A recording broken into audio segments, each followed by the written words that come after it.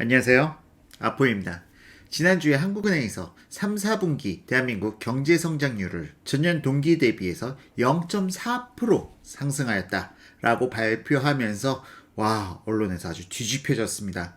야, 분기별 0.4% 성장했으면은 지금 1, 4분기, 2, 4분기 성장 추이를 봤을 때 4, 4분기까지 다 합쳐도 도합 2%대도 성장하지 못하는 것 아니냐 하고 언론에서 뒤집혀졌어요. 그리고 정부에서도 이거에 대해서 더 이상 2%대 성장 고수하기 힘들다는 부분도 어느 정도 이제는 조금씩 인정해 나가기 시작하고 있습니다. 올해 초까지만 해도 어땠죠? 분명 2.4%대, 2.3%대 그렇게 주장을 하다가 이제는 더 이상 2%대 성장 불가능할 수도 있다는 것을 갖다가 우리나라 정부가 받아들이고 있는 것입니다. 자, 그런데 제 개인적인 생각으로는 지금 이 2%대 성장이 과연 현 정부의 핑계대로 세계 경기 둔화에 의해서 나타나는 현상이냐, 이 부분에 대해서도 갑론을박 말이 많았어요. 이에 따라서 세계은행 GDP, 그러니까 성장률과 세계 성장률과 우리나라 성장률을 비교해 봤더니 2018년 세계 경제 성장률은 3%대였는데 우리나라는 2.7%를 기록했고요. 올해 2019년 세계은행은 세계 경제 성장률을 3%로 예측한 데 반해 우리나라는 2%대 달성도 어려워졌다는 겁니다. 자, 이로 인해서 분명히 세계 경기, 글로벌 경기 둔화가 우리나라에 영향을 미쳐서 그런 것이다라는 정부의 핑계조차도 더 이상 궁색하게 되고 있는 상황인 것이죠. 자, 그런데 지금 여러분들 우리가 주목해야 될 게 단순하게 GDP, 경제 성장률만 중요한 것은 아닙니다. 자, 그리고 여러분들이 스스로 데이터를 보고 여러분들이 판단하실 수 있도록 오늘 방송에서는 여러분들께 보도자료, 한국은행 보도자료를 보면서 여러분들이 무엇을 어떤 항목을 봐야 되고 그 항목이 갖는 의미가 무엇인지 여러분들께 명쾌하게 설명드리도록 하겠습니다. 자, 그러면은 오늘 한국은행 보도자료를 여러분들께 펼쳐 보여드리면서 이와 관련돼서 여러분들이 앞으로 이 보도자료를 어떻게 봐야 되고 어떻게 해석을 해야 되는지 설명을 드리도록 하겠습니다. 단순히 언론이라는 것은 언론은 또 거기에 아무리 객관화를 갖다 한다 하지만 무엇을 더 중요하게 볼 것인가라는 것에 대해서는 또 판단 기준이 다 달라요. 그렇기 때문에 여러분들만의 인사이트가 키워질 수 있도록 오늘 한국은행 보도자료 함께 살펴보면서 의견을 교환해보는 시간을 갖도록 하겠습니다. 자, 오늘 방송 본격적으로 시작하도록 하겠습니다.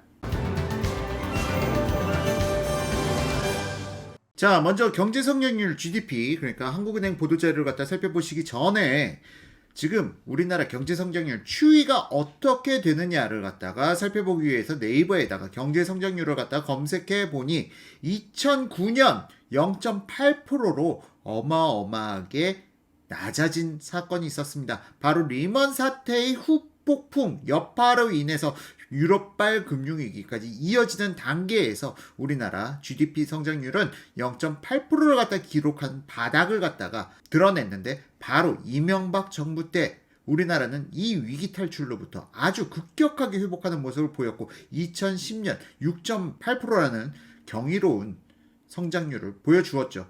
그리고 나서 좀 살짝 둔화되었다가 박근혜 대통령 때도 평균적으로 3%대의 성장은 지속했습니다. 하지만 문재인 대통령이 들어서고 나서 2018년 경제 성장률은 2.7%로 낮아졌고요. 이게 2012년 이후 가장 최저 수치였습니다. 그런데 2019년 놀랍게도 대한민국 경제 성장률이 2% 달성이 어려워졌다라는 부분, 상당히 쇼킹한 부분이죠. 앞서 설명드린 바와 같이 세계은행, 세계 GDP 성장률은 3%대를 갖다 보이는데 반해 우리나라는 2%대 고수도 어려운 상황이 된 겁니다. 자, 각설하고 이제 본격적으로 한국은행 보도자료를 보면서 설명을 드릴 건데요. 자, 보도자료 내용 딱 보면은 GDP 전기 대비 0.4% 성장, GDI 전기 대비 0.1% 증가. 자, 이 GDI, GDP는 제가 뒤에서 다시 설명을 드릴 거고요. 자, 보시게 되면은 전 이런 앞서 내용, 이 내용들은 어차피 한국은행에서 또 자기 나름대로 해석한 거고요. 전 도표를 봅니다. 도표를 보는데 개인적으로는 글자를 읽는 것보다 숫자를 보는 게 더 편합니다. 뭐 그거는 사람마다 취향에 따라서 좀 다르긴 한데 이런 건 훈련될 수가 있는 거예요. 저는 훈련되는 게 좋다라고 보고요. 국내 총생산 여기 이렇게 쭉 적혀져 있는데 2017년, 2018년, 2019년 야 이게 뭔 소린지 모르겠다라고 말씀하실 수가 있는데요. 지금 마우스로 검은색으로 이렇게 쭉 테두리 표기한 것은 무엇이냐. 전기 대비 2017년 1, 4분기, 2, 4분기, 3, 4분기, 4, 4분기가 있다면 2, 4분기는 1, 4분기 대비해서 0.5% 성장했다. 3, 4분기에는 2, 4분기에 대비해서 1.5% 성장했다. 이렇게 보면 되는 거고요. 이 밑에 이 가로는 뭔지 모르겠다. 이게 뭐냐. 전 차라리 이 밑에 가로를 갖다 보는 게 훨씬 더 객관적이라고 생각하는데요. 바로 전년 동기 대비 그러니까 2018년 2.9%라고 이렇게 지금 마우스로 나타나죠. 2018년 2.9% 성장이라는 건 뭐냐면은 2017년 2, 4분기 대비해서 2.9%가 성장했다. 그러니까 전년 동기 대비해서 몇 프로가 성장했는지를 보여주는 겁니다. 자, 2017년에는 그래도 3%대 성장이 나타났습니다. 2017년의 성장은 박근혜 정부의 실적이라고 봐도 거의 무관하겠죠. 그리고 문재인 정부가 2017년 2, 4분기 때부터 대통령이 당선돼서 국정을 운영하고 나서 그 성과는 그 차기 년도부터 나타난다고 볼 수가 있는데요. 성장세가 2%대로 뚝 떨어졌습니다. 전년 동기 대비해서. 2018년도에도 이게 상당히 논란이 많았어요. 이게 최저임금 인상이라든가 급작스러운 증세 및 무리한 내부 경제 정책에 대한 부작용이다 라고 주장하는 학자들이 있었는데 정부에서 일절 무시했죠. 우리나라 경제 성장 튼실하다 하고요. 자, 어쨌든 우리나라는 이게 문제인 겁니다. 지금 현 정부의 가장 큰 패착은 전문가들의 이야기를 듣지 않고 자기네 귀에 달콤한 이야기만 하는 사람들을 전문가로 믿고 그 사람들을 갖다 중용하다 보니까 이런 문제가 발생된 건데 2019년 대참사가 발생됐죠. 자, 2018년, 17년 다 전년 동기 대비해서 1%대 성장은 없었는데 2019년 1, 4분기 1%대 성장이 나타난 거예요. 그러니까 전기 대비해서는 그러니까 2018년 4, 4분기 대비해서는 0.4%가 하락한 거죠. 그리고 나서 2, 4분기 1%대 성장 다시 회복했다라고 하지만 전년 동기 대비해서는 2%대 성장에 불과한 거예요. 그러니까 2018년 2, 4분기 대비해서는요. 자, 그리고 나서 3, 4분기 지금 현재 0.4% 성장했다. 전기 대비해서. 그리고 전년 동기 대비해서는 2%대 성장한 것으로 나타납니다. 자, 그러면 4, 4분기 뭐 평균적으로 그냥 무식하게 2.3% 정도 성장을 해준다면 4, 4분기 2.4% 정도를 갖다가 달성해 준다면 2%대 성장이 가능하지만 4, 4분기 똑같이 2%대 성장에 머문다면 우리나라 GDP 성장률은 2%대의 벽이 무너지게 되는 겁니다. 자, 이렇게 해서 보니 여러분들 좀 이해가 쉬우신가요? 자, 이와 관련돼서 좀 더 깊이 있게 아래에서 더 다뤄보도록 하겠습니다. 자, 밑으로 쭉 내려가게 되면은 지금 여기서 계절 조정 계열이라는 게 있고요. 원 계열이라는 게 있어요. 지금 보시게 되면은 계절 조정 계열이라는 게 있고 원 계열이라는 게 있는데 원 계열은 뭐고 계절 조정 계열은 뭐냐? 이거는 계절 조정 계열을 갖다 만드는 이유는 전기 대비해서 그러니까 3, 4분기면 2, 4분기 대비 2, 4분기면 1, 4분기 대비 얼마나 성장했느냐 그 부분을 갖다 살펴보기 위해서 계절 조정 계열이라는 걸 하게 되는데요. 이거는 계절 지수, 원 계열에서 계절 지수를 갖다 조정해서 만들어낸 수치입니다. 그러니까 우리가 일반적으로 설날이 1, 4분기에 있죠. 그리고 3, 4분기에는 추석이 있고요. 이러다 보니까 근무일수라든가 그런 변수들이 조금씩 다 다르게 나타나기 때문에 이러한 변수들을 갖다 조정해서 만들어진 게 그러니까 전기 대비해서 몇 프로 성장했는지 알아보기 위해서 만들어진 통계 지표가 계절 조정 계열이고요. 그리고 원계열이라는 거는 그냥 있는 그대로 표기된 게 원계열입니다. 원계열은 전년 동기 대비해서 얼마나 성장했는지 보기 위해서 원계열을 갖다 사용하는 것이죠. 자, 어쨌든 경제 성장률 지금 상당히 안 좋습니다. 지금 최근 상당히 안 좋아지고 있고요. 2017년 4, 4분기부터 좀 삐그덕대는 모습을 보여주더니 2019년 지금 현재 역대 없었던 낮은 성장률을 보여주고 있죠. 자, 그런데 제가 중요시하게 여기는 것은 바로 GDP, 경제 성장률만이 아니라 GDI입니다. 자, 여기서 여러분들이 GDI는 뭐야 생소하신 분들이 있으실 텐데요. 아주 쉽게 간편하게 설명을 드릴게요. GDP는 그냥 단순하게 국내 총생산을 갖다 의미하는 거고요. GDI는 국제 교역을 통해서 우리나라 기업들이 벌어들인 손익을 갖다가 가감해서 만들어낸 게 GDI입니다. 그러니까 GDP는 단순하게 우리나라에서 총 생산해낸 거, GDI는 실질적으로 교역을 통해서 벌어들인 손익을 갖다가 차감시키는 거죠. 물론 여기서 한 단계 더 깊이 들어가게 되면은 여기서 국내에서 외국인들이 벌어들인 수익을 차감하고 국외에서 우리나라 국민들이 벌어들인 수익을 플러스해서 GNI, 국민총소득이라는 것까지 산출할 수가 있는데요. 국민총소득은 오늘 방송에서는 언급하지 않을 예정이고요. GDI까지만 여러분들께 설명드리도록 하겠습니다. 자, 그런데 GDI를 갖다 보게 되면은 GDP는 그나마 1%대, 2%대 성장은 나오고 있는데요. GDI는 지금 현재 2019년 1사분기, 2사분기, 3사분기 마우스 따라서 보시면 2019년 1사분기, 2사분기, 3사분기 다 마이너스로 돌아섰습니다. 자, 그러니까 실질적으로 GDP는 우리나라에서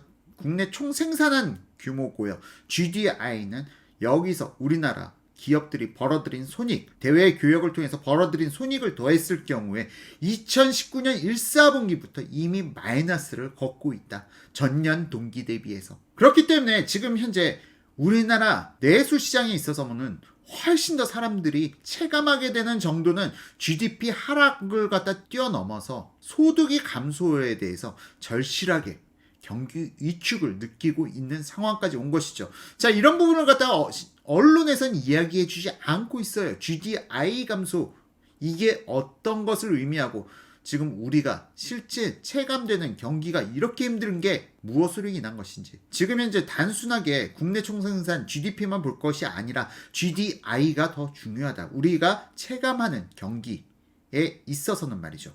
자, 이 부분 다시 좀 뒤로 하고요. 자, 밑으로 내려와서 이 부분 생략하고 쭉 넘어가도록 하겠습니다. 이 부분 여러분들께서 한국은행 보도자료 들어가시면 다 다운받아 보실 수 있고요. 되도록이면 여러분들께서 신문 기사보다는 이 보도자료 원문을 보시는 걸 저는 권장드려요.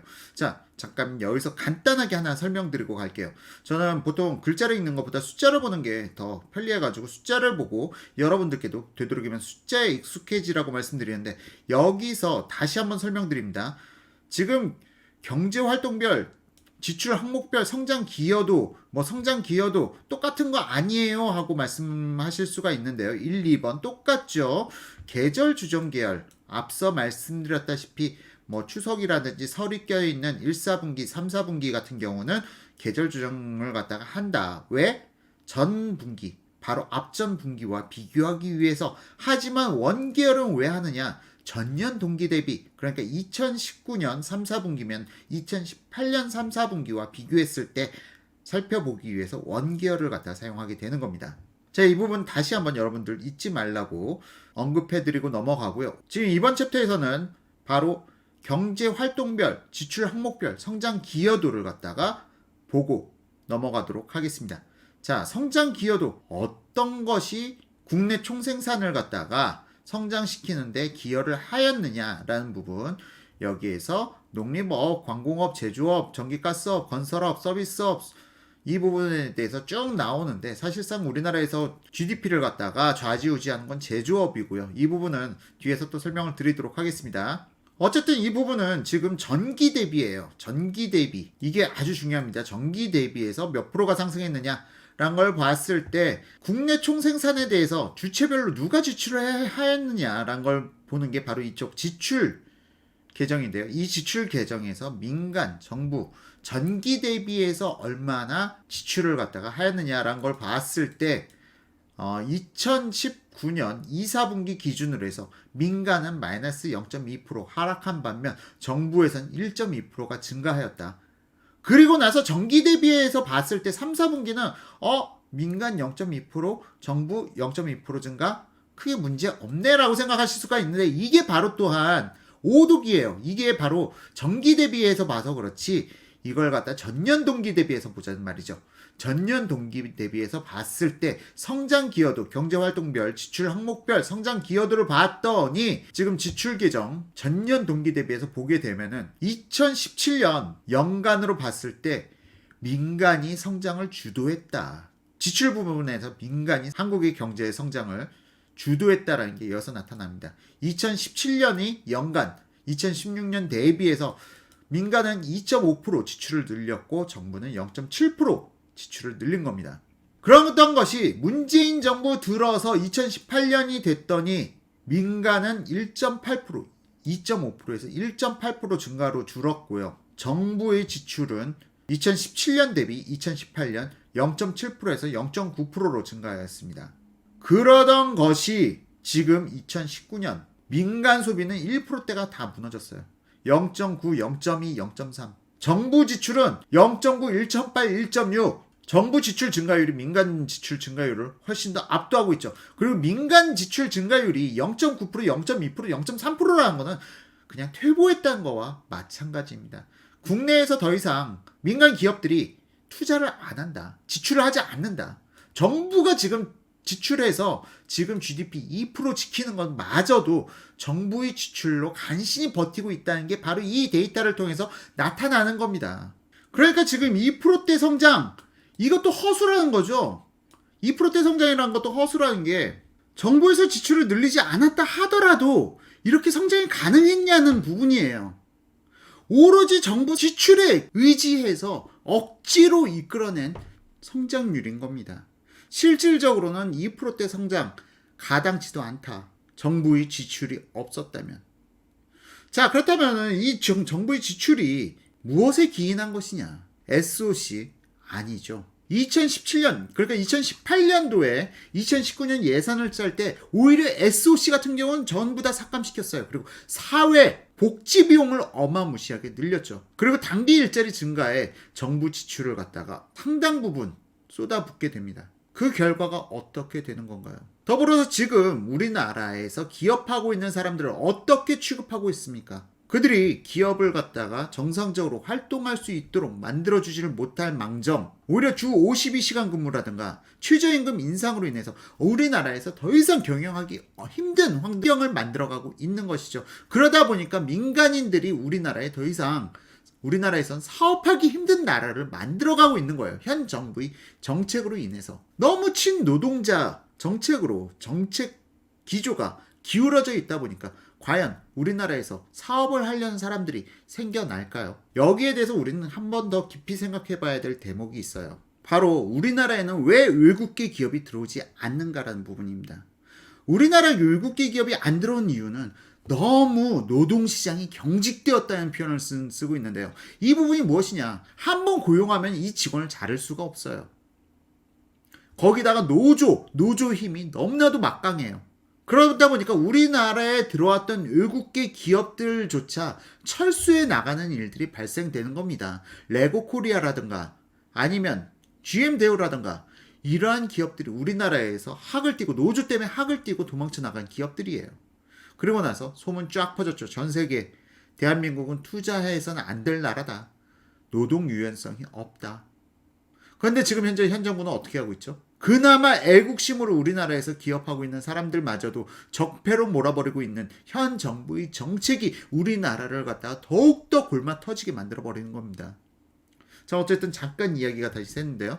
다시 본론으로 돌아와서 자, 어쨌든 국내 총생산 민간의 지출이 왜 이렇게 줄고 있느냐 이 부분을 갖다가 제가 여러분들께 설명드린 과정에서 지금 잠깐 이야기가 옆으로 샜습니다.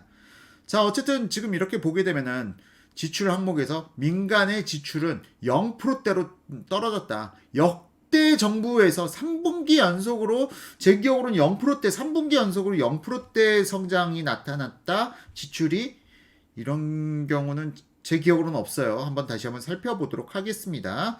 자, 어쨌든 현 정부에서는 이걸 감추고 있다.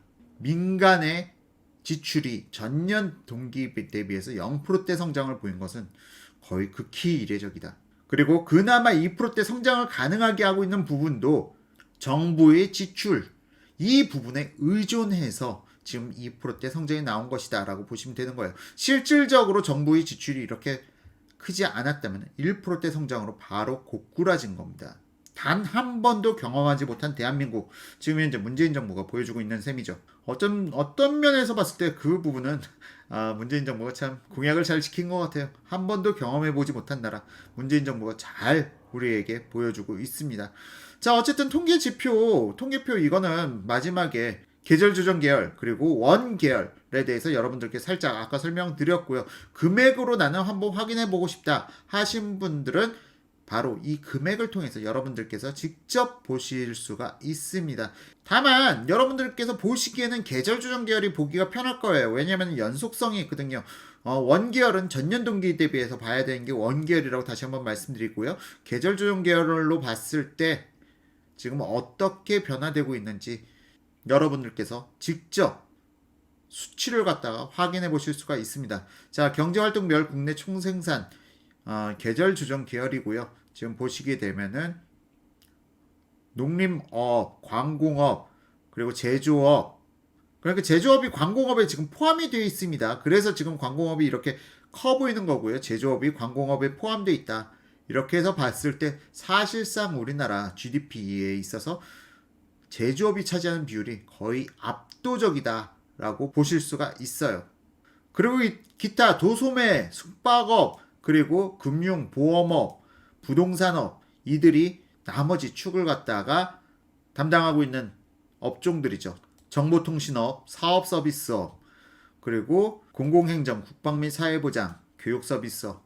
그렇기 때문에 무조건 제조업이 모든 걸 갖다 담당하고 있다라고 보기는 어렵고요. 다른 업종들과 비교 포지션에 있어서는 제조업이 막강하다. 하지만 다른 업종들이 또 우리나라의 국내 총생산을 갖다가 지켜주고 있다라고 보실 수가 있는데 지금 현재 문제는 제조업이 붕괴만이 아니라 건설업, 도소매, 운수, 부동산, 금융 다 장기적 추세에서 썩 좋지 않다는 점이 더 큰 문제로 다가오고 있습니다. 어쨌든 이 각 분야에서 정부의 재정이 투여돼서 그나마 좀 살아나는 것처럼 보이는 게 있지만 이 정부의 재정 투여는 한계를 가지고 있어요.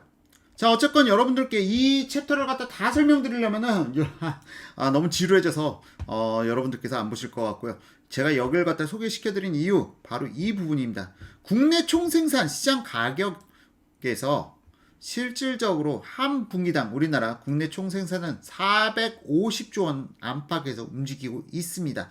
그런데 여기서 제가 GDI 국내 총소득이 중요하다고 말씀드렸는데 바로 교역 조건 변화에 따른 실질 무역 손익이 감소하고 있다는 부분인데요.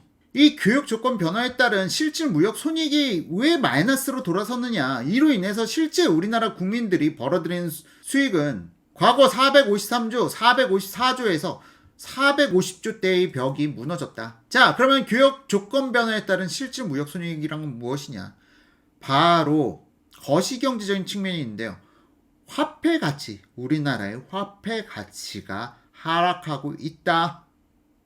그러므로 인해서 실제 무역 손익에 따라 확인하게 되면은 국내 총소득은 GDP 성장 대비해서 더 처참한 모습을 보이고 있다는 점을 봐야 된다는 것이죠. 자, 어쨌든 너무 어렵게 너무 깊게 가고 있나요? 좀 숫자 관련된 영상은 좀 너무 깊게 들어가게 되면은 지루해지는 부분이 있어서 여기까지만 하고요. 여러분들께서 한번 직접 다운받아서 보시면은 좀 더 이해가 빠르실 거라 생각합니다. 자, 어쨌든 지금 정부에서 민간 분야의 지출은 계속 감소해 가고 지금 0%대 상승률을 보이고 있는데 반해 정부의 지출은 늘려가고 있다는 거죠. 근데 이게 한계가 언젠가는 봉착될 수밖에 없다. 왜? 민간의 지출이 계속 감소하면 감소할수록 향후 세수도 함께 감소한다는 뜻이에요. 세수가 감소하는데 정부의 지출을 계속 늘려나간다? 자, 그러면 그 다음 단계는 무엇일까요? 세수가 감소하는데 정부의 지출은 계속 늘어난다. 이게 갖는 의미 잘 모르시겠나요? 바로 베네수엘라 행으로 가는 겁니다. 세수가 감소하는데 정부의 재정 지출이 늘어난다. 자, 그러면 이 부분을 갖다가 어떻게 해결해야 될까요? 지금처럼 국민들이 원하는 대로 퍼달라는 대로 퍼주는 정부의 경제 정책이 앞으로 지속 가능한 시스템일까요? 그리고 이게 정말 무너져서 계속 국민들이 퍼달라는 대로 정부에서는 무조건 퍼주기만 한다면 우리나라 10년 후 혹은 20년 후 여러분들의 자녀들이 살아가야 할 대한민국의 모습은 어떤 모습일까요? 여러분들이 상상하시는 유럽 선진국과 비슷할까요? 아니면 베네수엘라, 아르헨티나, 브라질 이런 나라들과 같은 모습일까요? 단순하게 감성에 치우쳐서 정치를 갖다 바라보고 경제를 바라볼 것이 아니라 진정 우리가 스스로 생각하면서 남들의 이야기가 아니라 내가 직접 숫자를 보고 판단하면서 미래를 여러분 스스로 판단해가며 결정짓는 건 어떠실까요? 자, 이번 방송 역시 여러분들께 작은 도움이 되기를 희망하면서 촬영해 보았고요. 더 이상 경제적 의사결정에서 누군가에게 너무 의지하기보다는 내 스스로의 판단 능력을 좀 더, 그러니까 내 자신의 인사이트를 키워가려는 노력이 필요할 거라는 생각에 이번 영상을 촬영하였습니다. 자, 오늘 좀 약간 지루한 주제로 영상을 촬영해 나갔는데요. 이번 영상 역시 여러분들께 작은 도움이 되기를 희망하면서 이만 영상을 마치도록 하겠습니다. 지금까지 시청해 주신 분들께 감사드립니다.